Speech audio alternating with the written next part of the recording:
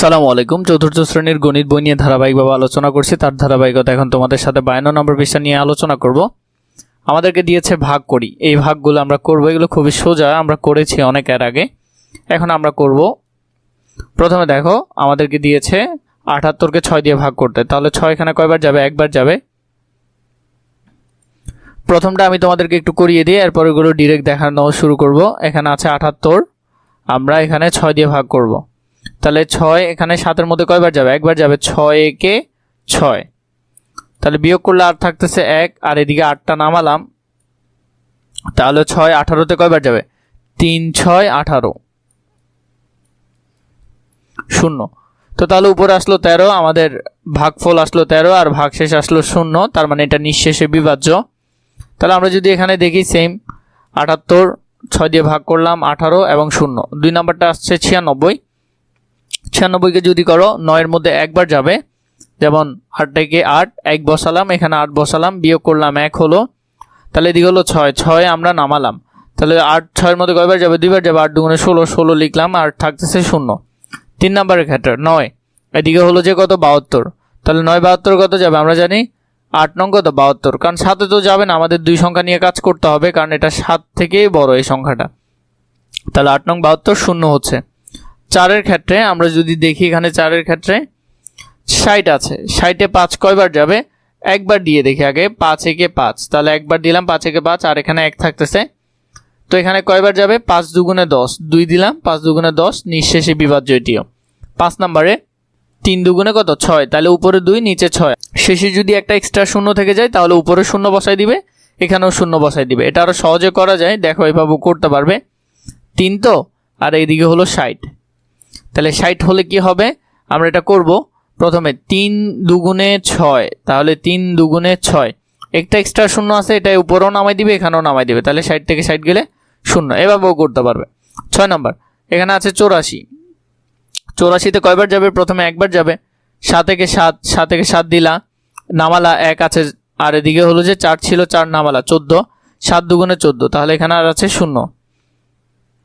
এরপর দেখো 7 নাম্বার 64, 64-তে কয়বার যাবে? 4 একে 4, 4 বসালা, নামালা 2 আছে, আর তো এই 4টা নামালা, 4 6 24, 4 6 কত? 24, 24 বসালা, এখানে 0।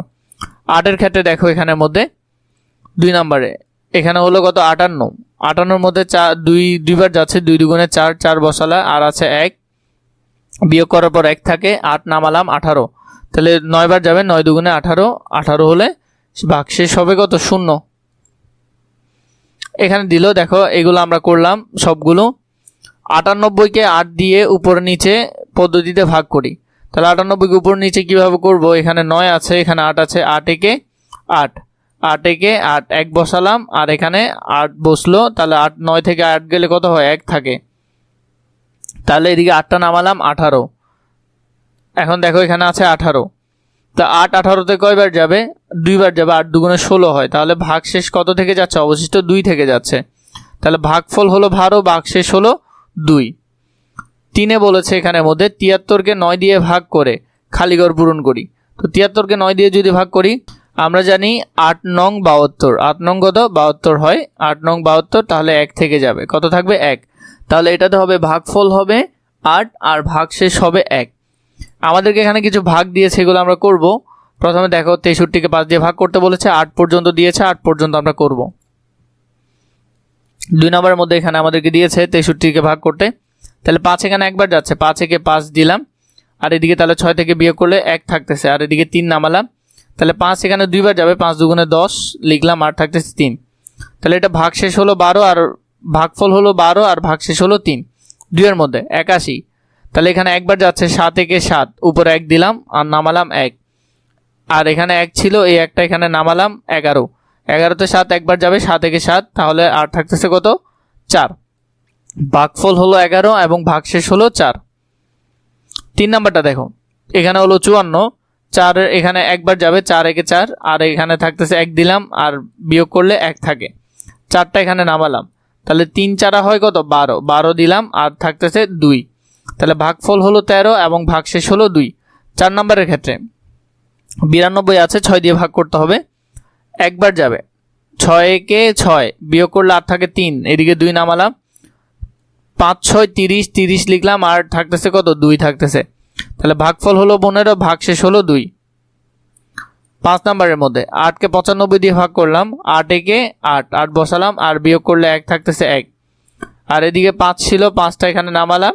এটা যদি নামাই তাহলে কি হবে, 15। তাহলে 8 এখানে একবার যাবে, 8 একে 8, বিয়োগ করার পর এখানে থাকতেছে 7, ভাগফল হলো 11, ভাগশেষ হলো 7। 6 নাম্বার 9, আর এদিকে 64। 9 এখানের মধ্যে একবারও যাবে না, ডিরেক্ট দিতে হবে দুটোটাতে, কারণ এটা 9 থেকে ছোট, বড় হতে হবে, কিন্তু এটা ছোট। তাহলে হলো যে 7 নং 63, 8 থেকে যাচ্ছে কত, 1 থেকে যাচ্ছে। তাহলে ভাগফল 7, ভাগশেষ 1।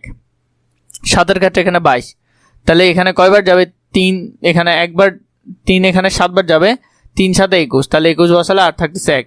তাহলে ভাগফল হলো 7, ভাগশেষ হলো 1।